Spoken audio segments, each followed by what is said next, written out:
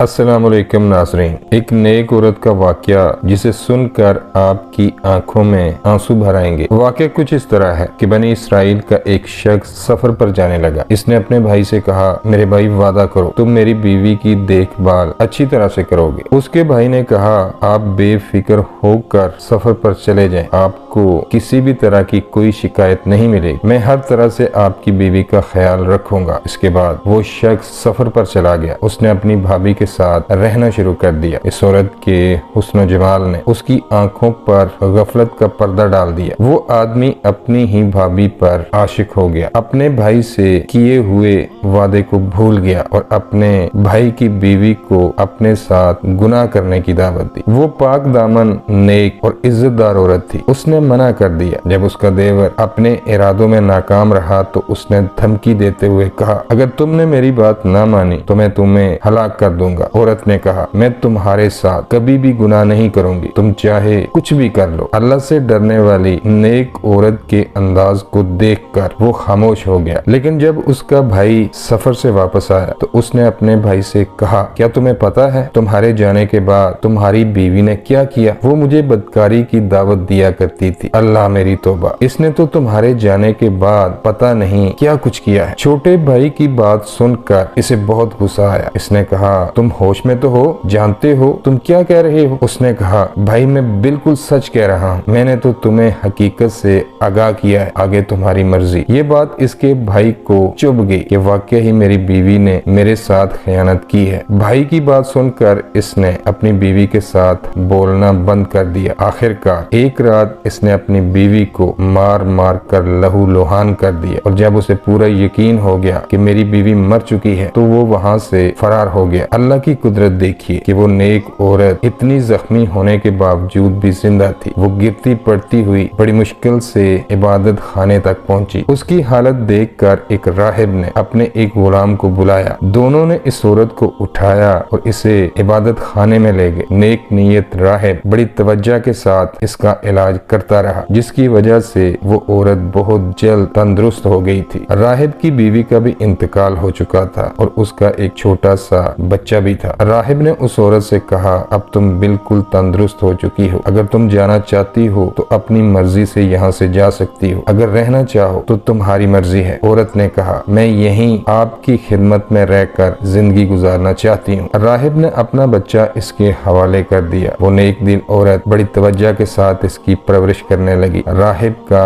एक काला कलूटा गुलाम इस औरत के हुस्न जमाल को देखकर बदनीयत हो गया। वो हर वक्त मौका की तलाश में रहने लगा। एक दिन उसने अपनी बदनीयती का इजहार करते हुए इस पाकबाज नेक औरत को बदकारी की तरफ बुलाया और ये भी कहा, या तो मेरी बात मान ले, नहीं तो मैं तुझे जान से मार दूंगा। इस अल्लाह से डरने वाली औरत ने कहा, हरगिज नहीं, मैं तेरी बात नहीं मानूंगी, तुझे जो करना है कर ले, अगर तुझे कत्ल करना है तो कर ले। वो बदकार गुलाम नाकाम हो गया और दिल में बुग़्ज़ रखने लगा। एक दिन जब आधी रात गुजर गई और चारों तरफ सन्नाटा छा गया तो वो गुलाम उस औरत के पास आया। बच्चा उसकी गोद में रो रहा था। वो उसे बहला रही थी। गुलाम ने बच्चे पर हमला कर दिया और उसे जान से मार दिया और दौड़कर राहिब के पास आया और कहने लगा, हजूर, इस औरत ने देखिए क्या कारनामा किया है। राहिब ने कहा, बताओ तो सही क्या किया है इसने? गुलाम ने कहा, इसने आपके बच्चे को कत्ल कर दिया है, अगर यकीन नहीं आता तो आप चल कर खुद ही देख लें। राहिब दौड़ता हुआ अपने बच्चे के पास गया। जब वहां पहुंचा तो सच में इसका बच्चा मर चुका था। राहिब ने दरियाफ्त किया, मेरे बच्चे के साथ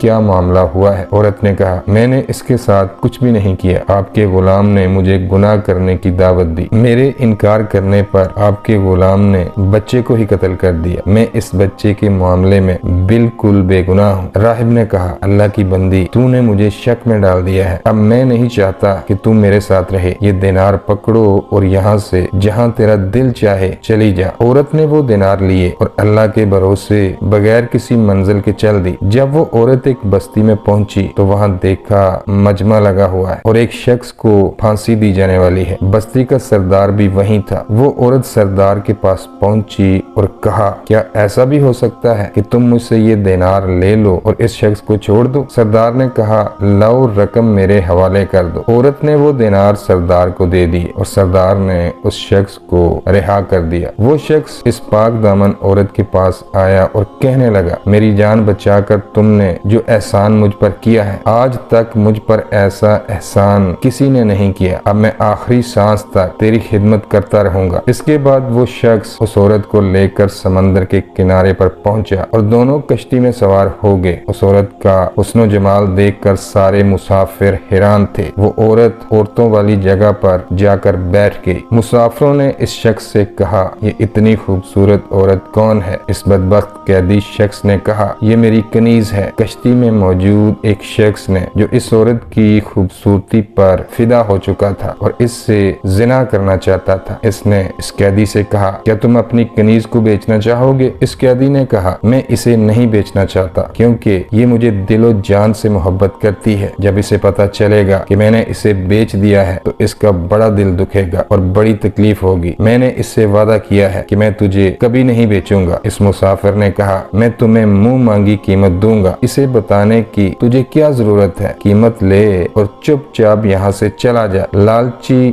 فراموش قیدی نے مال کے لالچ میں آ کر مسافر سے بہت سارا مال لیا اور کشتی سے اتر کر چل دیا۔ مسافر نے اس عورت کی خریداری کے بارے میں سارے مسافروں کو گواہ بنا لیا۔ وہ نیک عورت عورتوں والے حصے میں بیٹھی ہوئی تھی، اس لیے اس معاملے کا اسے کچھ بھی پتہ نہ چلا۔ جب اس مسافر کو پورا یقین ہو گیا کہ اس کا مالک یہاں سے جا چکا ہے تو مسافر اس عورت کے پاس گیا اور کہا آج سے تم میری ملکیت میں ہو، میں نے تمہیں خرید لیا ہے۔ عورت نے کہا اللہ سے ڈرو، تم نے مجھے کیسے خرید لیا؟ میں تو آزاد ہوں اور آزاد کو خریدا نہیں جاتا، میں کسی کی ملکیت میں نہیں ہوں۔ اس مسافر نے کہا اب نہ تو تم اپنے اس مالک کے پاس جا سکتی ہو اور نہ میرے پیسے واپس کر سکتی ہو جو میں نے اسے دیے ہیں۔ میں نے تمہاری منہ مانگی قیمت ادا کی ہے اور اس بات پر یہ سارے مسافر گواہ ہیں۔ اگر تمہیں یقین نہیں تو ان سے پوچھ لو۔ سارے مسافروں نے کہا اے اللہ کی بندی، اس مسافر نے واقعی تجھے خرید لیا ہے اور ہم سب اس بات کی گواہی دیتے ہیں۔ عورت نے کہا تم اللہ سے ڈرو، خدا کی قسم میں آزاد ہوں، آج تک کبھی کوئی میرا مالک نہیں بنا، میں کسی کی لونڈی نہیں ہوں، تم سب اس معاملے میں اللہ سے ڈرو۔ لوگوں نے اس مسافر سے کہا یہ عورت آسانی کے ساتھ نہیں ماننے والی، اس کے ساتھ جو کرنا ہے کر لے، یہ خود ہی مان جائے گی۔ یہ سن کر وہ مسافر اس عورت کی طرف بڑھا۔ جب اس عورت کو اپنی عزت کا خطرہ ہوا تو اس نے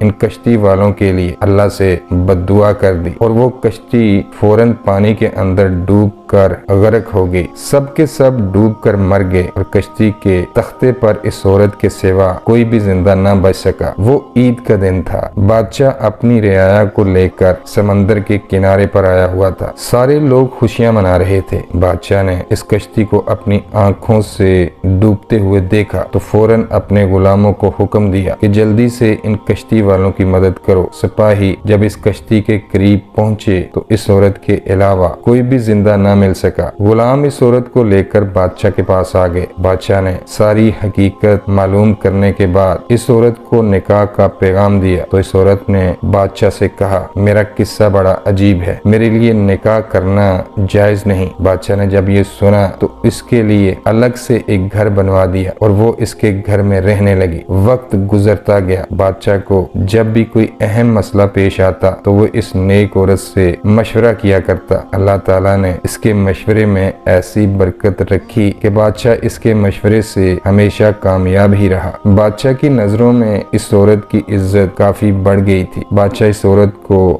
بہت بابرکت سمجھتا تھا۔ جب بادشاہ کی موت کا وقت قریب آیا تو اس نے اپنے سارے وزیروں اور رعایا کو جمع کیا اور کہا اے لوگو، تم نے مجھے کیسا پایا؟ سب نے ایک ساتھ ہو کر کہا اللہ کی قسم، اللہ آپ کو جزائے خیر عطا فرمائے، آپ ہمارے لیے باپ کی طرح ہیں۔ بادشاہ نے کہا اے لوگو، میری بات دھیان سے سنو۔ تم لوگوں نے محسوس کیا ہوگا کہ ہماری نیک سیرت مہمان خاتون کے مشورے کی بدولت ہمارے ملک کا نظام بہت بہتر ہو گیا ہے۔ میں نے اسے اپنے ہر معاملے میں بابرکت پایا ہے۔ میں تمہارے لیے ایک بہت اچھی تدبیر کرنا چاہتا ہوں۔ لوگوں نے تجسس بھرے انداز میں کہا عالی جناب، آپ حکم فرمائیے، آپ کیا کہنا چاہتے ہیں؟ تو بادشاہ نے کہا میں چاہتا ہوں کہ اپنے بعد اس نیک باز عورت کو تمہاری ملکہ بنا دوں؟ بادشاہ کے کہنے پر لبیک کہتے ہوئے سب نے کہا عالی جناب، آپ جیسا چاہتے ہیں انشاءاللہ ویسا ہی ہوگا۔ اس کے بعد بادشاہ نے اس نیک عورت کو پورے ملک کی سلطنت کی ملکہ بنا دیا۔ اس کے بعد بادشاہ کی وفات ہو گئی۔ ملکہ بنتے ہی اس عورت نے اعلان کر دیا کہ پورے ملک کے لوگ بیعت کے لیے جمع ہو جائیں۔ حکم ملتے ہی پورے ملک کے کونے کونے کے لوگ بیعت کے لیے جمع ہو گئے۔ بیعت کا سلسلہ چلتا گیا۔ جب اس کا شوہر اور دیور آئے تو ملکہ نے حکم دیا ان دونوں کو الگ کھڑا کر دو، اور جب وہ شخص آیا جسے پھانسی دی جا رہی تھی تو ملکہ نے کہا اسے بھی ان دونوں کے ساتھ کھڑا کر دو۔ پھر وہ نیک نیت راہب اور اس کا بدکار غلام آیا، انہیں بھی ان لوگوں سے الگ کر دیا گیا۔ جب سارے لوگ بیعت کر چکے تو ملکہ نے ان پانچوں کو اپنے پاس بلوایا۔ سب سے پہلے اس عورت نے اپنے شوہر سے کہا کیا تم مجھے پہچانتے ہو؟ لیکن اس کا شوہر اپنی بیوی کو نہیں پہچان سکا۔ اس نے کہا اللہ کی قسم آپ ہماری ملکہ ہیں۔ لیکن عورت نے جواب دیا میں تمہاری بیوی ہوں، بیوی تھی اور آج بھی بیوی ہی ہوں۔ سنو تمہارے بدکردار بھائی نے میرے ساتھ کیا برا سلوک کیا۔ یہ کہہ کر اس نے سارا واقعہ اسے بتایا اور کہا اللہ خوب جانتا ہے تم سے جدا ہونے سے لے کر آج تک مجھے کسی مرد نے چھوا تک نہیں، میں آج بھی پاک دامن اور محفوظ ہوں۔ پھر اس نے اپنے دیور کو بلا کر پھانسی کا حکم دے دیا۔ پھر نیک نیت راہب سے کہا اگر آپ کی کوئی حاجت ہے تو بتائیے، میں وہی عورت ہوں جو